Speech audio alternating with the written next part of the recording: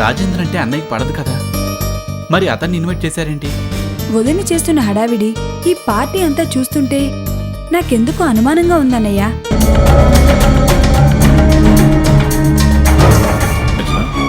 నా నెక్లెస్ కనిపించటం లేదండి. ఈవిడెవరో నాకు తెలియదు గాని ఇందాక చీర మీద కూల్ డ్రింక్ పడితే కడుక్కోవడానికని ఆ రూమ్కి వెళ్ళింది. ఎవరో ఏదో అన్నారని మీరు మా అమ్మాయిని అనుమానిస్తున్నారంటే పార్టీకి పిలిచి మరీ మీరు మమ్మల్ని అవమానిస్తున్నట్లు. మీ అమ్మాయి ఏదో బుద్ధిమంతురాలు, మిమ్మల్ని అవమానించడానికే ఇక్కడికి పిలిచానన్నారు. జవాబు చెప్పండి. ఏం సూర్య, ఈ అమ్మాయి మీ ఆఫీసులో పనిచేస్తోంది, బుద్ధిమంతురాలని చెప్పావు, ఇప్పుడేం జవాబు చెప్తాం? సూర్యకి ప్రియనిచ్చి పెళ్లి చేయడానికి అప్పుడే ఏర్పాటు మొదలు పెట్టాడు. ఎన్నైనా సహిస్తాను గాని నా చెల్లెలకు అన్యాయం జరుగుతుంటే మాత్రం సహించలేను. బాబాయ్కి తెలియకుండా సూర్యతో భార్గవ పెళ్లికి ఏర్పాట్లు చేయండి.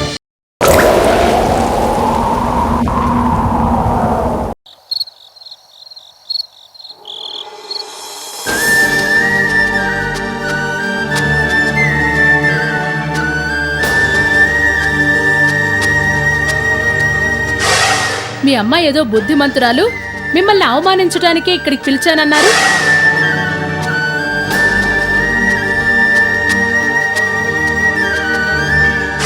ఈ అమ్మాయి మీ ఆఫీసులో పనిచేస్తోంది, బుద్ధిమంతురాలని చెప్పావు, ఇప్పుడేం జవాబు చెప్తావు?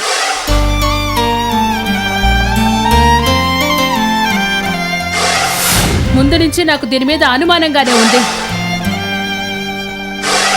ఇంటికి ఎవరినైనా ఎప్పుడైనా పిలిచే ముందు వాళ్ళ బ్యాక్గ్రౌండ్ ఏంటో తెలుసుకుని ఆ తర్వాత పిలు.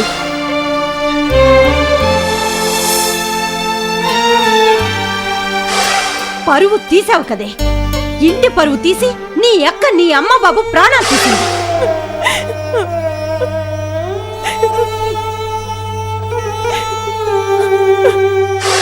మీ బాబాయ్ మొహం చూసి వీళ్ళు ఈరోజు ఈ ఫంక్షన్ పిలిస్తే నువ్వు తగుదనమ్మా అంటూ ఊపుకుంటూ వచ్చి ఈ వెధవ పని చేసావు.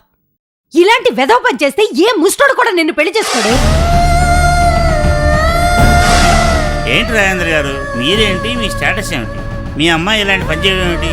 ఇంత గొడవ జరుగుతున్నా ఆ అమ్మాయి మాత్రం ఏం మాట్లాడడం లేదు. చూడండి, రిటైర్డ్ గా దొరికినాక ఇంకేం మాట్లాడుతుందండి. చేసిన నిర్వాహకం చాలు. ఏంటి ఇంక బొమ్మగా నిలబడి చూస్తున్నావు? పదా.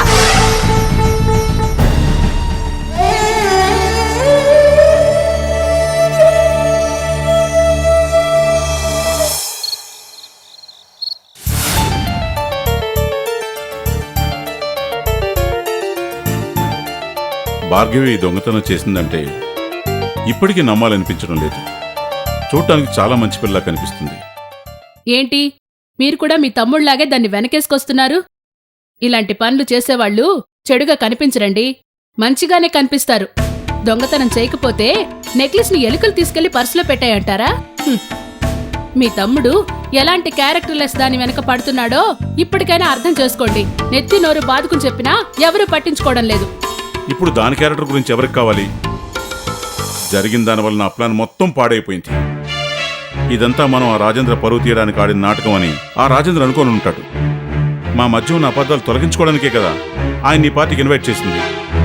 ఇప్పుడు ఆ అబద్ధాలు తొలగకపోగా మరింత పెరిగిపోయాయి. అసలు నాకు అర్థం కావట్లేదు, రాజేంద్ర అంటే పడని వాళ్ళు ఇప్పుడు అతని గురించి ఎందుకు ఇంతగా తప్పిస్తున్నారు? అప్పుడంటే ఏదో తెలియని ఆవేశం, బిజినెస్ పరంగా పంతాలు, పౌరుషాలు. ఇప్పుడంటే ఆలోచన మారింది. రాజేంద్రతో మంచి రిలేషన్షిప్ మెయింటైన్ చేసి మన సూర్యకి రాజేంద్ర కూతురుతో పెళ్లి జరిపించామనుకో, మన బిజినెస్ బాగా డెవలప్ అవుతుంది కదా.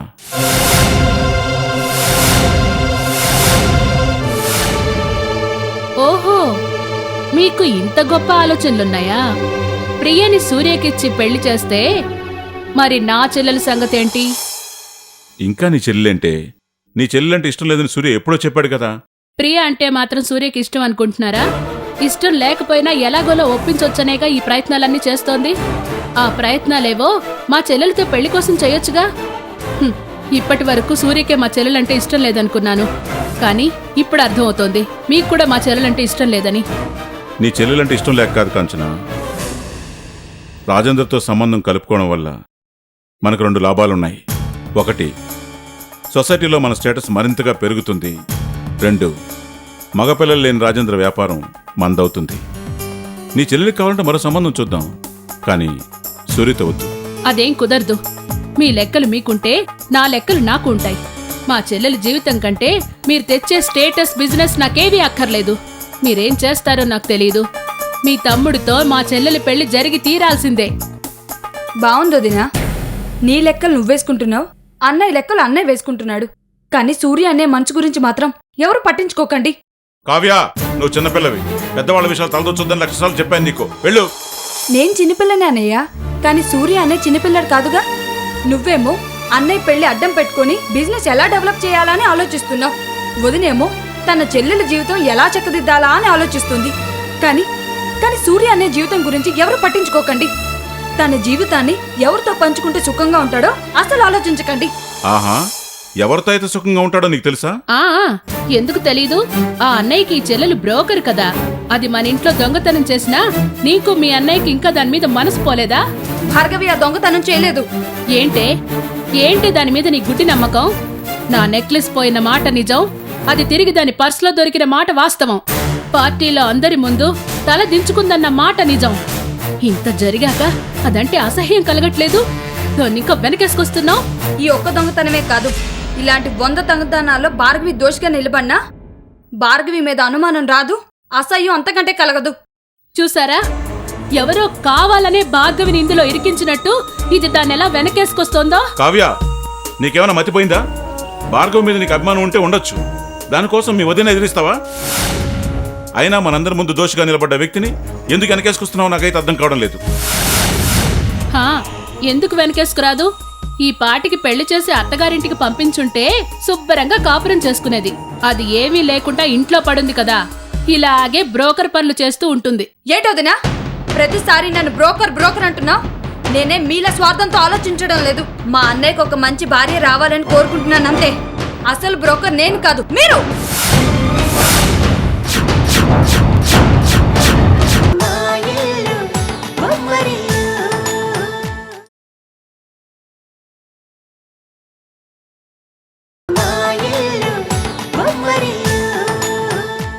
నేనే మీలా స్వార్థంతో ఆలోచించడం లేదు.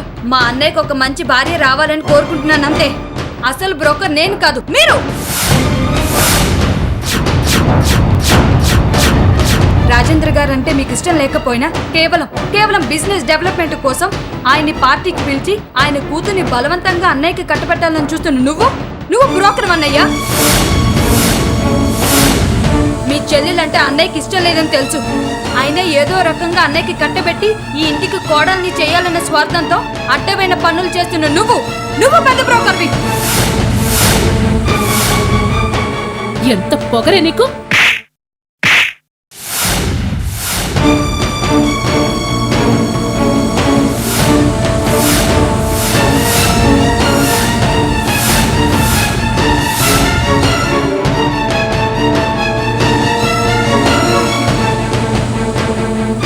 కనీసం అన్న వదినన్న గౌరవం కూడా లేకుండా పోయింది నీకు. అసలు ఇంట్లో ఎవరి భయం లేదు నీకు. ఎప్పటికప్పుడు 4 పడితే గాని నువ్వు సరిగ్గా దారిలోకి రావు. నిన్ను వదినా వదినా వదినా వదినా వదినా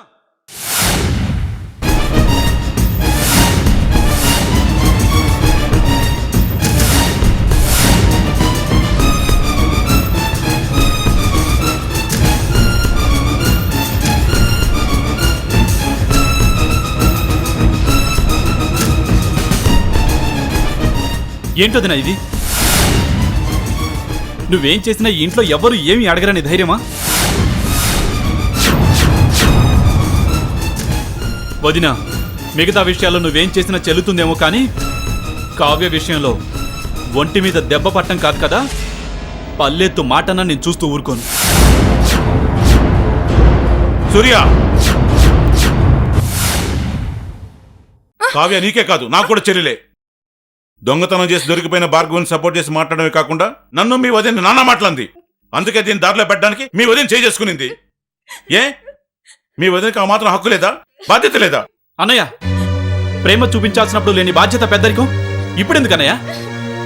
కావ్య మాత్రమే కాదు, నేను కూడా చెప్తున్నాను, భార్గవి దొంగతనం చెయ్యలేదు చెయ్యలేదు చెయ్యలేదు. చూసారా, ఇంట్లో వాళ్ళకన్నా పరాయి వాళ్ళే ఎక్కువైపోయారు ఈ అన్నా చెల్లెళ్ళిద్దరికి. చివరికి అన్నా వదినలనే మర్యాద కూడా లేకుండా ఎదిరించి మాట్లాడే పరిస్థితికి వచ్చారంటే ఎంతగా మాయ చేసిందో ఆ మాయలాడి. దానికి దొంగతనం చేయడమే కాదండి, ఇలాంటి వాళ్ళని ఎలా బుట్టలో వేసుకోవాలో కూడా బాగా తెలుసు.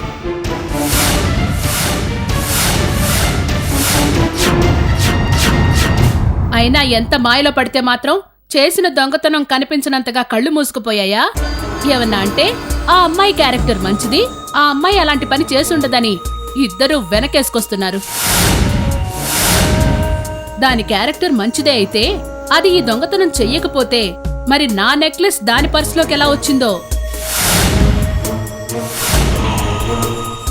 కొంపదీసి నా నెక్లెస్ కి కాళ్ళొచ్చి నడుచుకుంటూ దాని పర్సులోకి వెళ్ళిపోయిందేమో. అవును వదినా, నీ అనుమానం నిజమే. నెక్లెస్ కి కాళ్ళొచ్చి నడుచుకుంటూ భార్గవి బస్సులోకి వెళ్ళిపోయింది. మొన్న ఆఫీస్లో పోయిన ఫైల్ నా ఫైల్స్ మధ్యలోకి ఎలా వచ్చిందో ఇప్పుడు ఈ నెక్లెస్ కూడా నడుచుకుంటూ భార్గవి బస్సులోకి వచ్చి ఉంటుంది.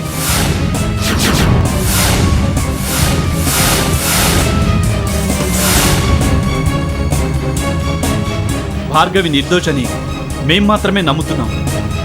మిగిలిన వాళ్ళందరూ నమ్మేలా చేయొచ్చు, కానీ ముందు ఆ ఫైల్ మ్యాటర్ బయట పెట్టాల్సి ఉంటుంది.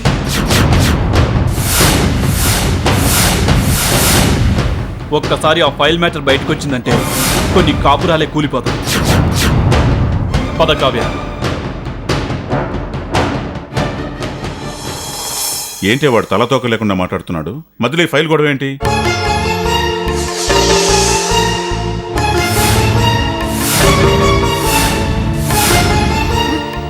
ఏమో, నాకు మాత్రం ఏం తెలుసు.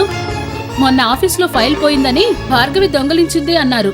ఆ తర్వాత ఫైల్ దొరికి భార్గవి మంచి పిల్ల, అలాంటి పనులు చేయదు అన్నారు. ఇప్పుడు అర్థం పర్థం లేకుండా నా నెక్లెస్ కి ఆ ఫైల్ కి ఎందుకు లింక్ పెడుతున్నాడో నాకు అర్థం కావడం లేదు.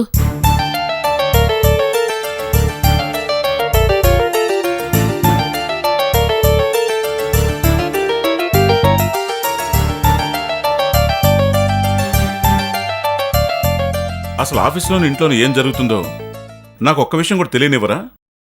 వాడిని పిలు, ముందు ఆ ఫైల్ గొడవ ఎందుకు అనుకుందాం. మీరు చూస్తాను అంటారే గాని ఏమీ చేయరు. ఇప్పుడు జరిగిన గొడవ చాలు, అయిపోయిందాన్ని మళ్ళీ ఎందుకు తవ్వుకోవడం? మీరు ముందు లోపలికి రండి.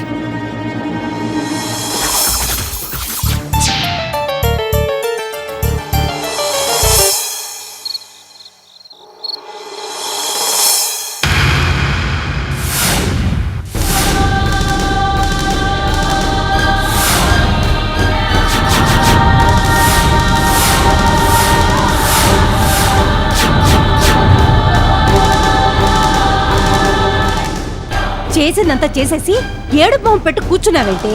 ఇంటి పరువు మొత్తం తీసేసావే. నలుగురిలోనూ తలెత్తుకోకుండా చేసావు. ఇద్దరు అక్క చెల్లెలు ఇంటి పరువు తీయడానికే పుట్టారే. నీ అక్కేమో ఎవరితోనో లేచిపోయి ఇంటి పరువు తీసింది, నువ్వేమో ఇలాంటి దిక్కుమాల పనులు చేసి మా పరువు తీస్తున్నావు. నువ్వు విన్నాళ్ళు ఎక్కడెక్కడ తిరిగినా ఏమేం చేసినా నోరు మూసుకొని ఊరుకున్నానే. కానీ నా ఇంటి పరువే పోయే సమస్య వచ్చేసరికి అస్సలు ఊరుకునేదే లేదు. ఇంకొక క్షణం నువ్వు ఈ ఇంట్లో ఉండటానికి వీల్లేదు. మర్యాదగా బయటికి పోవే. నిన్ను రావే. ఆగు పిన్ని, పిన్ని నా మాట విను పిన్ని, పిన్ని.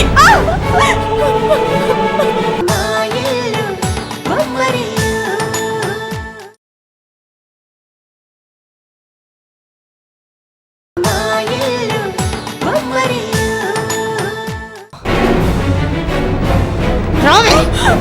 ఆగు పిన్ని, పిన్ని నా మాట విను పిన్ని, పిన్ని. పోవే. భువనేశ్వరి, భువనేశ్వరి, భువనేశ్వరి, భువనేశ్వరి, నీకేమైనా పిచ్చి పట్టిందా? ఎందుకలా పశువులో ప్రవర్తిస్తున్నావు? ఇంకెలా ప్రవర్తించమంటారు? ఇంటి పరువు తీసిన దాన్ని నెత్తర పెట్టుకుని ఊరేగమంటారా? ఏదో నీ ఒక్కదాని పరివైపోయినట్టు ఎందుకే ఇలా గింజుకొని చేస్తున్నావు? పోయింది నా పరువు కాదయ్యా, నీ పరువు, ఈ ఇంటి పరువు. అందరూ రాజేంద్ర గారు మీ అమ్మ అలా చేసిందంటగా అంటుంటే నీకు సిగ్గుగా లేదేమో గాని నాకు తల తీసేసినట్టుంది. నువ్వెంతసేపు పరువు పోయిందని ఆలోచిస్తున్నావు గాని అసలు ఈ దొంగతనం భార్గవ్ ఎందుకు చేస్తుందని గాని, దొంగతనం చేయాల్సిన అవసరం తనకేముందని గాని ఒక్క క్షణం ఆలోచించావా? అంటే ఇది దొంగతనం చేయకుండానే దాని పర్సులోకి నెక్లెస్ వచ్చిందా? ఎలా వచ్చిందో నాకు తెలీదు, కానీ భార్గవి మాత్రం ఆ దొంగతనం చేయలేదు. అబ్బో, అబ్బో ఈవిడ గారో పెద్ద మైసూర్ మహారాణి, ఈవిడ గారిని అన్పాపులర్ చేయడానికి వాళ్ళు ఇదంతా ప్లాన్ చేశారు. మీ అన్న కూతురు కాబట్టి ఏం చేసినా మీరు కళ్ళు మూసుకుంటారు గాని సమాజం గుడ్డిది కాదుగా. ఏంటాడి ప్రతి విషయంలో మమ్మీని తిడుతూ భార్గవిని వెనకేసుకొస్తున్నారు? ఒక్కసారి ఆలోచించండి, ఆ పార్టీలో అంతమంది ఉండగా భార్గవిని టార్గెట్ చేయాల్సిన అవసరం ఎవరికుంటుంది? ఆ టార్గెట్ నువ్వు కానందుకు సంతోషించు. ఇదంతా హరిగాడు వేసిన ప్లాన్. నా ఇమేజ్ని ఎలా దెబ్బతీయాలో తెలియక ఇలా ప్లాన్ వేసి భార్గవిని ఇరికించి 10 మందిలో వాడు నా పరువు తీశాడు. ఒకవేళ ఆ హ్యాండ్ బ్యాగ్ భార్గవిది కాకుండా నీదే అయి ఉంటే ఇప్పుడు భార్గవిని బయటకు పంపించినట్టు నిన్ను కూడా బయటకు పంపించేదా మీ మమ్మీ? ఈ రోజు భార్గవి అయింది, రేపు ప్రియ అవుతుంది. అప్పుడేం చేస్తావు? ప్రియని కూడా ఇలాగే బయటకు పంపిస్తావా? ఇక్కడ భార్గవ ప్రియ అన్నది కాదు సమస్య. వాళ్ళకి నా పరువు తీయటమే ముఖ్యం. ఇలాంటివి ఇంకొకసారి జరగకుండా ఏం చెయ్యాలో నేను చూసుకుంటాను. నువ్వు మాత్రం దీన్ని అడ్డం పెట్టుకొని భార్గవిని బయటకు పంపించే ప్రయత్నం మాత్రం చెయ్యొద్దు.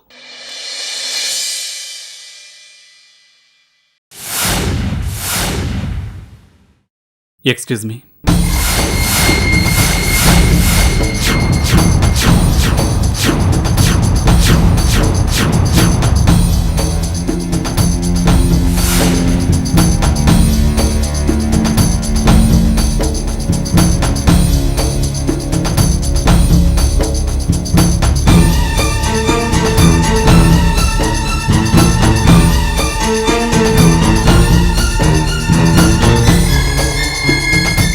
జరిగిన దానికి I'm really sorry Bhargavi. By mistake ఆ నెక్లెస్ నీ పర్సులోకి వచ్చింది.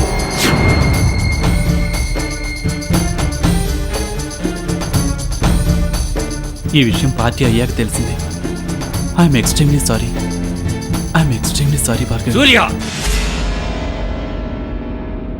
ఏంటి నాటకాలు ఆడుతున్నావా? పార్టీలో 10 మంది ముందు పరువు తీయటం, తర్వాత వచ్చి సారీ చెప్పడమా? మీ అన్నదమ్ములిద్దరూ కలిసి డ్రామాలు ఆడుతున్నారా? రాజేంద్ర గారు ప్లీజ్, నేను చెప్పేది ఒక్కసారి వినండి. అసలు ఏం జరిగిందంటే Shut up! ఇంకొక మాట మాట్లాడకు. నువ్వు చెప్పే కాకమ్మ కబుర్లు వినటానికి ఇక్కడెవరూ రెడీగా లేరు.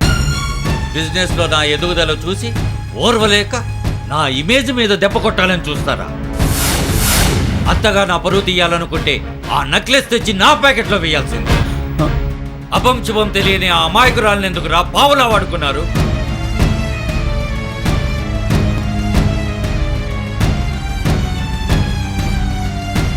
ఏంటి అలా చూస్తున్నాం?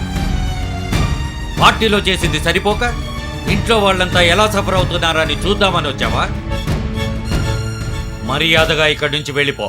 రాజేంద్ర గారు, ఇంకో క్షణం ఆగితే నేనేం చేస్తానో నాకే తెలీదు. అది కాదు. అవుట్. నా మాట ఒక్కసారి వినండి. Get out. నేను చెప్పేది ఒక్కసారి. I say get out.